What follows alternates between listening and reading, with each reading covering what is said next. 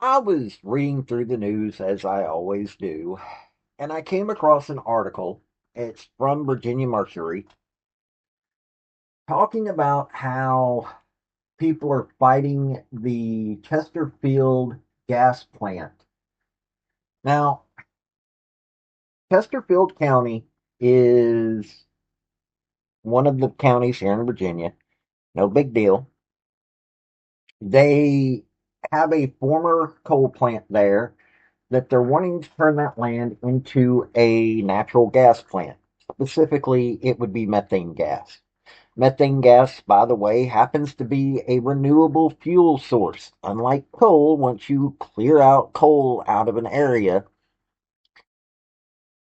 all you have is an empty mine. With methane gas, you can get methane gas from landfills, from the ground. There's all kinds of ways to get methane gas. Now, you're also burning it, so you're getting rid of some of that methane. You're turning something that is bad into something good. But the folks that are trying to not have gas are pushing for solar, and so they're fueling all of these hysterical articles and attacks on it.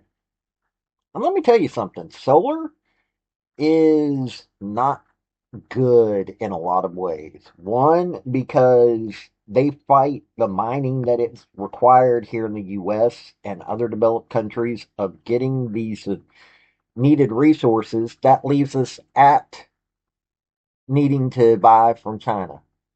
No joke. China has gone into Africa where a lot of these resources are and gained control via the governments there. And that means that there is child labor involved in a lot of these resources. Now, we're slowly getting it to the point that we're getting resources here in America, but it's being fought at every step of the way by the exact same people who are saying that we need to have the technology that these minerals are used to build. On top of the fact of utility size solar power plants destroy the environment in other ways. So there is no 100% viable, environmentally sound way of generating power.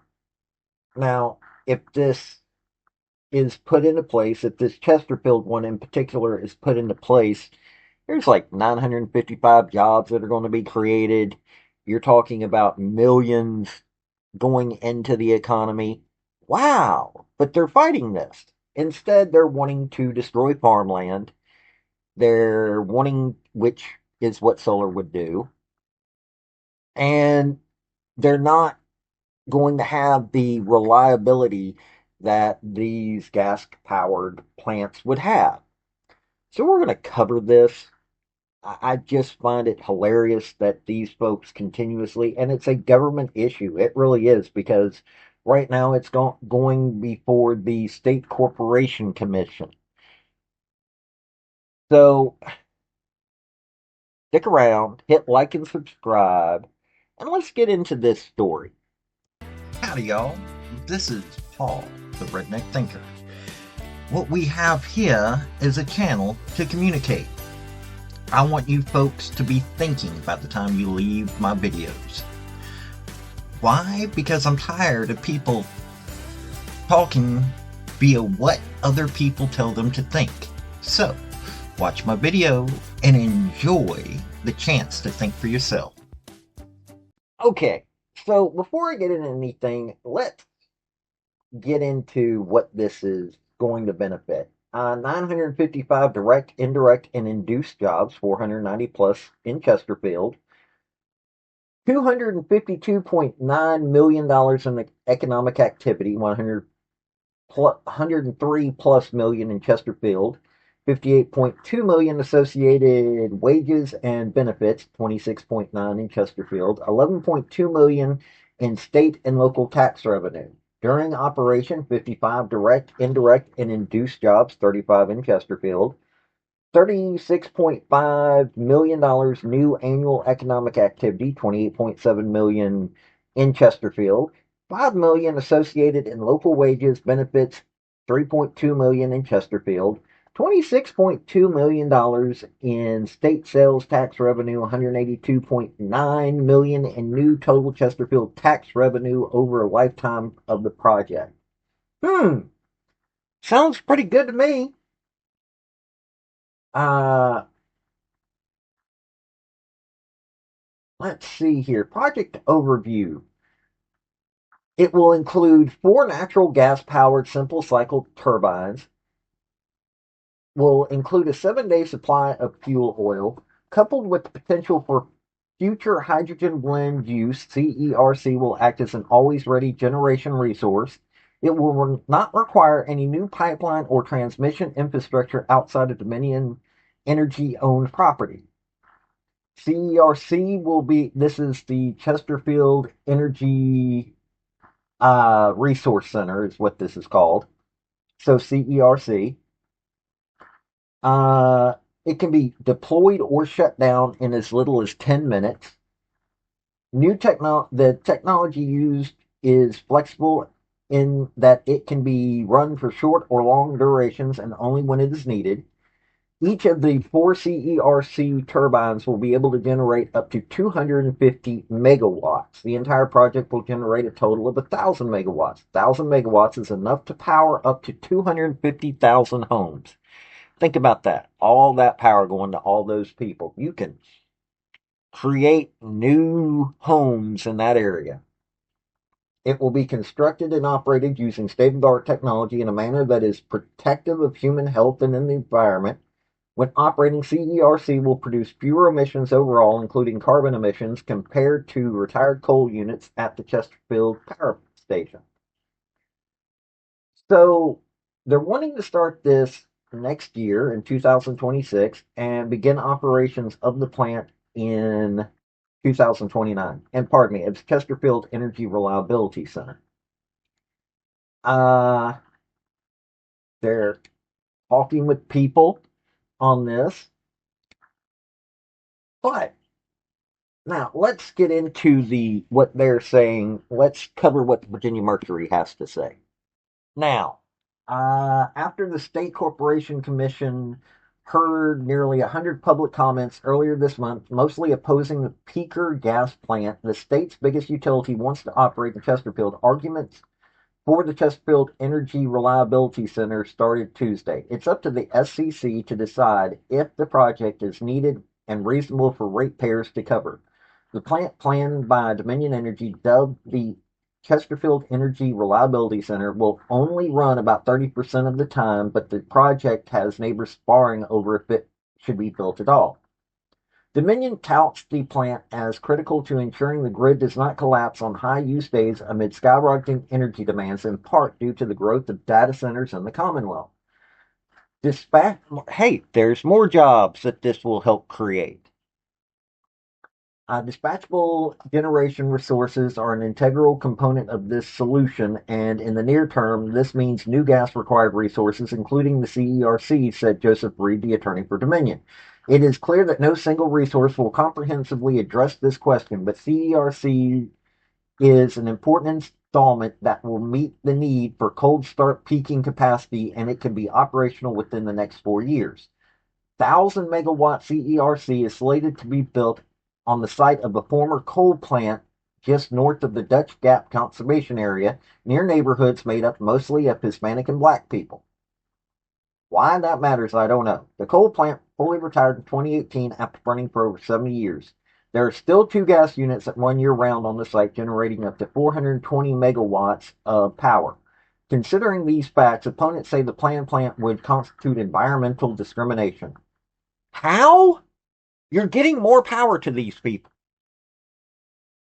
The company's own documents reflect that the gas plant's operation would emit at least 8 other regulated pollutants and healthcare costs associated with the exposure.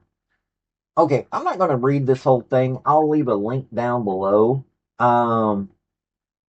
But here's something. Now, U.S. Energy Information Administration.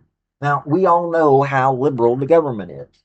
But the very first paragraph in the Natural Gas Explained says, well, the very second one, sorry, Burning natural gas for energy results in fewer emissions of nearly all types of air pollutants and carbon dioxide emissions than burning coal or petroleum products to produce an equal amount of energy. For comparison, for every 1 million BTU consumed burned, more than 200 pounds of CO2 are produced from coal and more than 160 pounds of CO2 are produced from fuel oil. The clean burning properties of natural gas have contributed to increased natural gas use for electricity generation for fleet vehicle fuel in the United States. Now, here's a next paragraph. Some natural gas leaks into the atmosphere from oil and natural gas wells, storage tanks, pipelines, and processing plants. The U.S. Environmental Protection Agency estimates that in 2021, methane emissions from natural gas and petroleum systems and from abandoned oil and natural gas wells from the sources of about 33% of total U.S. methane emissions and about 4% of total U.S. greenhouse gas emissions. The oil and natural gas industry takes steps to prevent natural gas leaks. U.S. Energy Information Administration estimates that in 2022, U.S. CO2 emissions from burning natural gas from energy accounted for about 35% of total U.S. energy related CO2 emissions. So, I mean, okay, you want to know how to combat carbon dioxide, which is what they're talking about here? Because they're all about carbon dioxide. You plant more trees. No joke. It's a simple solution on how to combat this. You plant more plants. You create green areas. In other words, what solar kills, you should be planting more of in the areas around these plants. And all of a sudden, those CO2 emissions, all of a sudden, that CO2 gets converted to oxygen. Wow. It seems like there might have been a higher plan in this stuff. Here's the situation. We have a viable solution that is happening all around the world. It's called natural gas. It can provide energy for people to do whatever they need to do. If you're wanting to create new businesses, these data centers, or whatever, doesn't have to be data centers. It can be whatever kinds of new jobs that you want to create in and around this Chesterfield area. Hey, you can have the power to be able to do that. And guess what? As long as people are paying attention, you want to know what more power means? Lower cost. Because the more power that's available, the more economic efficiency that you have with these plants. All of a sudden, ooh, we've got an interesting way of cutting down cost a little bit, while at the same time making sure that people have jobs. People have everything they want in their homes. Oh, and this is less reliant on countries like China that are known to be working people as slave labor. Less reliance on getting stuff out of Africa that is relying on child labor. Wow. All of this just sounds so bad for everybody, doesn't it? These left wing groups continuously pushing their propaganda. When you actually do the research, yes, there are emissions. But guess what? It's not so bad that it can't be counteracted. Not to mention, instead of flapping your jaws, why don't you get out of whatever that is and get a degree in something that you can actually help the environment?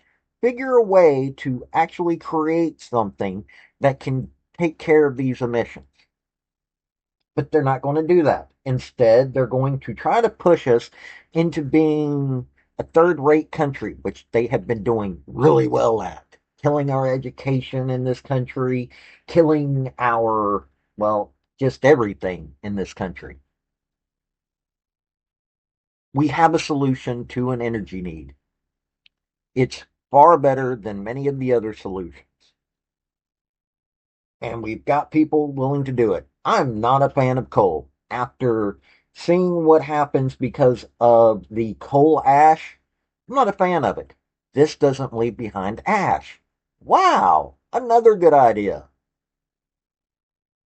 These people trying to fight this just come across as idiots. That's the only way. I'm not saying that they are. I'm just saying they're coming across as that. They may have all these fancy degrees and everything, but they're forgetting the main thing that you need. To be able to move forward in this world, we need energy. And right now, yes, there are solar solutions, but they are not as viable as they keep claiming. This is a good way to for us to have the energy until viable solutions can be had. This has been Paul, the Redneck Thinker. Y'all have a good day now. Bye. So, folks, that's the story that I wanted to bring you on this video. And I just wanted to say thank you again for coming by. Hit like, subscribe, comment, all that fun stuff if you don't mind. Help me out. So, y'all have a good day now.